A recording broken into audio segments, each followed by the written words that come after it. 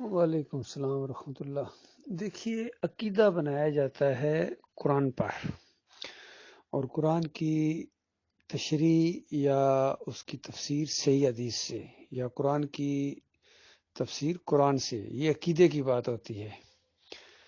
جب عقیدہ یہ مل گیا قرآن سے کہ یہ مردہ مردہ ہے، اس کو بٹھائے جانے کا سوال ہی پیدا نہیں ہوتا، قیامت سے پہلے اس کی روح واپس نہیں آتی ہے بلکہ روک لی جاتی ہے، اور بتایا گیا اموات غیر احیاء وما یشعرون ایان یبعثون، کہ یہ مردے ہیں۔ حالانکہ اتنی بات کافی تھی، لیکن اللہ بہت مہربان ہے، دوسری سٹیمپ لگائی، اموات غیر احیاء، یعنی مردہ ہیں اور ان میں حیات نہیں ہے۔ مردہ ہوتا ہی وہ ہے جس میں حیات نہ ہو، لیکن اللہ نے مزید زور دیا تھا کہ بات سمجھ میں آئے کہ ایسے مردہ ہیں ان کے اندر حیات نہیں ہے، مردوں میں حیات نہیں ہوتی ہے۔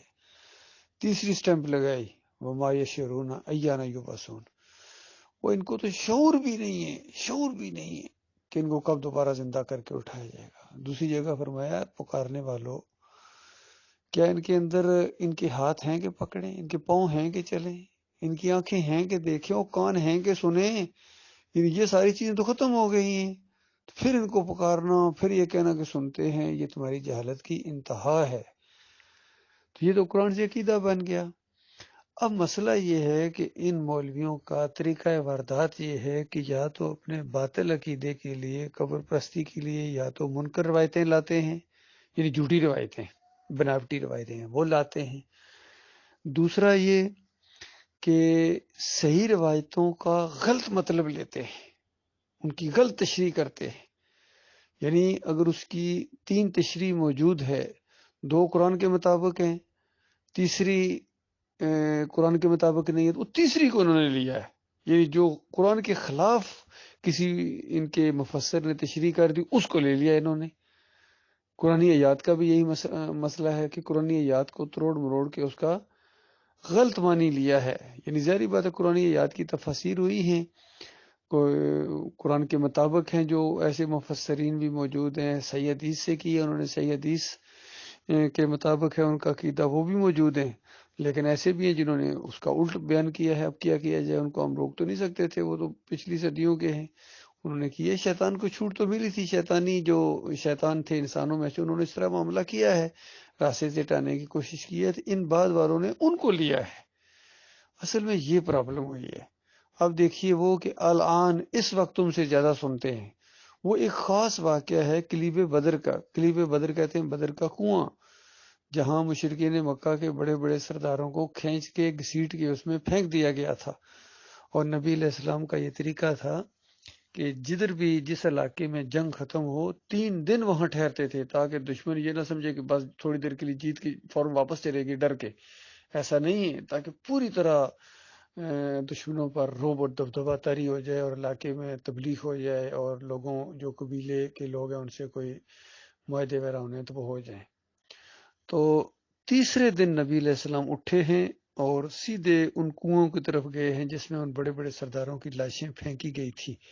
3 دن کے بعد کی بات ہو رہی ہے، صحابہ بھی ساتھ ہیں، اور جا کے ایک ایک کا نام لیتے ہیں اور کہتے ہیں اے فلاں ابن فلاں، کیونکہ علاقے کے لوگ تھے، مکے کے لوگ تھے، سب کو جانتے تھے، ایک دوسرے کے باپ کے نام تک سے واقف تھے، کتنے رشتہ دار تھے، ان کے باپ کا بھی نام لیا، اور پھر کہا کہ جو اللہ نے ہم سے وعدے کیے تھے وہ تو ہو گئے پورے، یعنی اللہ کی مدد آئے گی، فرشتے آئیں گے، فتح ہوگی، اللہ کے جو بھی وعدے تھے تو وہ تو ہو گئے پورے۔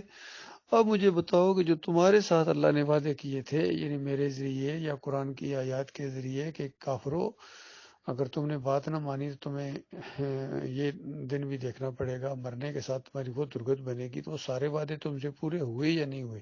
اس طرح کلام کیا جس طرح زندوں سے کلام کیا جاتا ہے۔ تو یہ بات بالکل خلاف معمول بات تھی۔ فوراً عمر بن خطاب بولے کہ اے اللہ کے رسول، ایسے جسموں سے کب خطاب کیا جاتا ہے جن کے اندر روحیں نہیں ہیں؟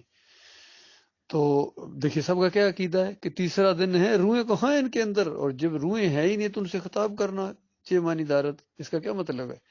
تو اس وقت نبی علیہ السلام نے کہا کہ اے عمر، اس وقت تم ان سے زیادہ سننے والے نہیں ہو، یا یہ اس کا معنی بھی ہے کہ اس وقت یہ تم سے زیادہ سننے والے ہیں.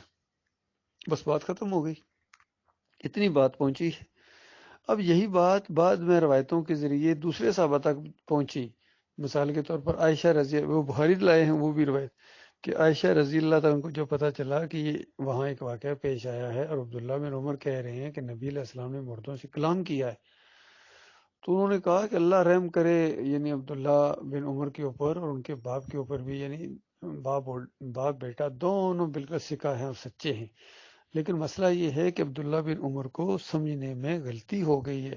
نبی علیہ السلام نے یہ جو کہا ہے نا کہ اسمعوں کا لفظ استعمال کیا ہے کہ تم سے زیادہ سننے والے، تو اسمعوں بمانی عالموں ہے کہ تم سے زیادہ جاننے والے ہیں، کیونکہ اب وہ وہاں پہنچ گئے ہیں، زیادہ تم سے جانتے ہیں کہ آگ ہے، جہنم ہے، یہ سارے معاملے تم سے زیادہ جاننے والے ہیں، وہ بھگت رہے ہیں.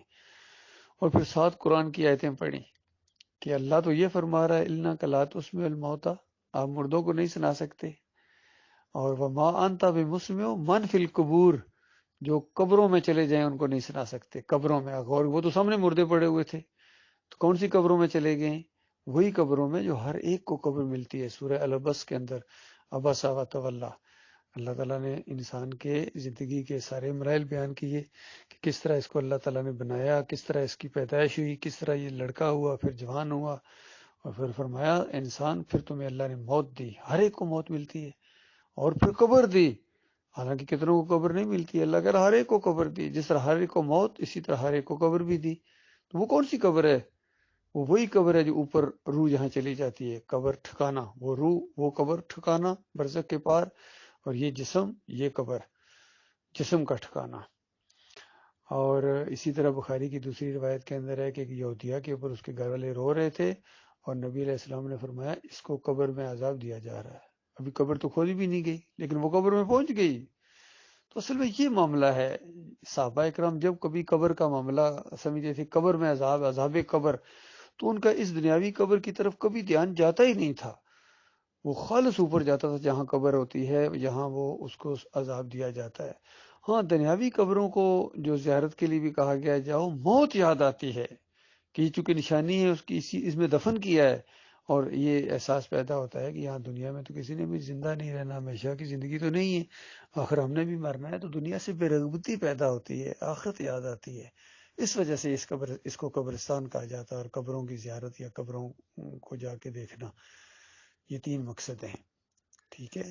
تو اصل میں یہ معاملہ ہے کہ وہاں ایک خاص واقعہ ہے، اور پھر بخاری لائے ہیں. ابھی ہم نے اپنی طرف سے کہہ رہے ہیں یہ خاص واقعہ ہے، امام بخاری لائے ہیں اسی روایت کے بعد. قتادہ رحمۃ اللہ علیہ کا قول لائے ہیں کہ قتادہ کہتے ہیں احیاہم اللہ، اللہ نے ان کو زندہ کیا تاکہ نبی کی بات سنیں اور ذلیل و خوار ہوں، اپنے کانوں سے سنیں. تو یہ ایک ظاہری بات ہے، اگر اس وقت زندہ کیا نبی کی بات سنوانے کے لیے، پھر یہ ایک معجزہ ہے. ہم تو یہ کہتے ہیں پھر بھی معجزہ ہے. صحابہ اس کو یا تو معجزہ سمجھتے تھے یا اس کو اسماء بمانی عالموں سمجھتے تھے. یہ اختلاف تھا.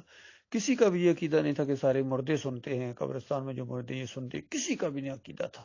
یہ بہت بڑا جھوٹ بولتے ہیں کہ یہ اختلافی مسئلہ ہے، صحابہ اکرام سے اختلاف چلا رہا ہے. اور جوہر القرآن کے اندر اندازہ لگائیے، غلام اللہ جیسے آدمی نے، جس کو پنجبیری کہتے ہیں، جس نے توحید و سنت کی دعوت اٹھائی تھی، اس نے بھی لکھ دیا کہ یہ تو اختلافی مسئلہ ہے، صحابہ اکرام سے اختلاف چلا آ رہا ہے. تو یہ بہت بڑا ظلم ہوا ہے، بالکل قرآن کا انکار ہوا ہے، شرک کا دروازہ کھولا گیا ہے.